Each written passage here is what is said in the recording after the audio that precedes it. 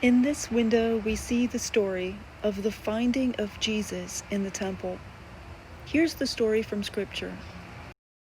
It's the Gospel of Luke, chapter 2, starting with verse 41. Each year, his parents went to Jerusalem for the feast of Passover. And when he was 12 years old, they went up according to festival custom. After they had completed its days, as they were returning, the boy Jesus remained behind in Jerusalem, but his parents did not know it. Thinking that he was in the caravan, they journeyed for a day and looked for him among their relatives and acquaintances. But not finding him, they returned to Jerusalem to look for him. After 3 days, they found him in the temple, sitting in the midst of the teachers, listening to them and asking them questions.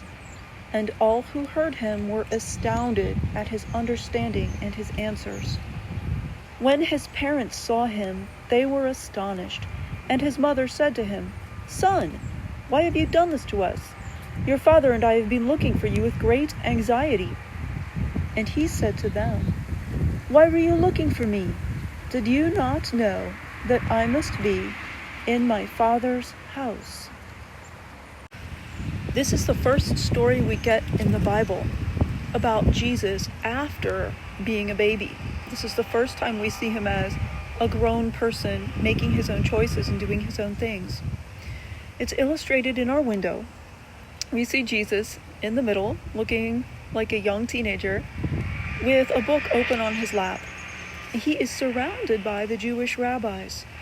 We noticed when we talked about the window how the German artists of 100 years ago revealed their own prejudices in the ways that they portrayed the Jewish rabbis with very unflattering features. And it's important to notice that and to be very critical of it. We should be critical of the attitudes that people, including Catholics, have had in the past.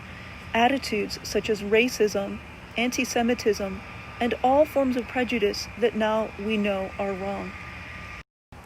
We know that the men sitting around Jesus are the teachers of the law because one of them has a scroll, he's holding it in the upper right-hand corner, which has Hebrew writing on it. Jesus and the teachers of the law would have been reading the Torah, the Jewish Bible, which Christians call the Old Testament. We see Joseph and Mary coming onto the scene, Mary with her arms extended, both of them with perhaps anxious, fearful expressions on their faces.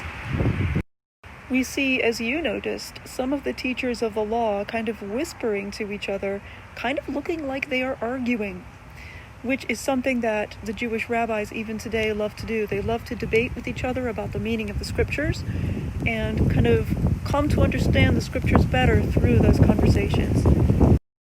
I think you guys also noticed that the building, which is the Jewish temple in Jerusalem, the ancient temple, has that same Romanesque style architecture as the structures that we've seen in the other windows. You guys made a lot more good observations about the details in this window, which I'll look forward to hearing about in your videos and when we see each other, God willing, next Sunday. There are 2 life lessons we can learn from this window. First is the idea of vocation, your calling or destiny. In this story, for the first time, Jesus realizes that it's not Joseph, his human foster parent, who is his real father. It's God. It's a moment kind of like the moment in the Lion King movie when Simba looks into the water and realizes with Rafiki's prompting that his father Mufasa lives in him. And then he hears the voice of Mufasa coming from the thunder, reassuring him that Mufasa is always with him, and that having him as a son was the thing that he was proudest of when he was king.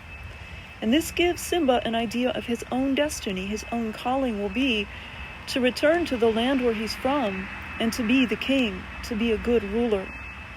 It's very similar to the story of Jesus, who discovered that his vocation, his calling, or his destiny as God's son was to be our leader, the leader for all of us, which ultimately meant giving his life. The same way you have a vocation, you have a calling, a destiny that that God has in mind for you. You can discover that destiny, that vocation, through prayer, through reflection on your life experiences, and through listening to the wise people around you, parents, teachers, elders, who can help you to find and to choose your path. Another life lesson that we talked about in class was the idea of maturity. You were writing journal entries about a time in your life when you experienced growing up, a moment when you were aware that you were becoming more grown up, more mature. Keep thinking about those experiences and talk about them in your videos. And when you make your videos, strive to answer these two questions. What does it mean to be mature?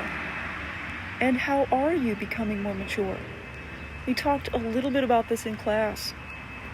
How maturity can mean changing the way you speak to others, finding your voice. It can mean being less selfish and considering others' feelings before you say or do something. It can mean taking on the new responsibilities that you have as you grow older. Those responsibilities will include school. They may include chores around the house. In some cultures, those responsibilities might include farming, fishing, helping with a family business. For you, they may include going to college and eventually seeking a career. So include a discussion of this question in your video. What does it mean to be mature? And how are you becoming more mature in your own life? Looking forward to hearing from you and seeing you again next week.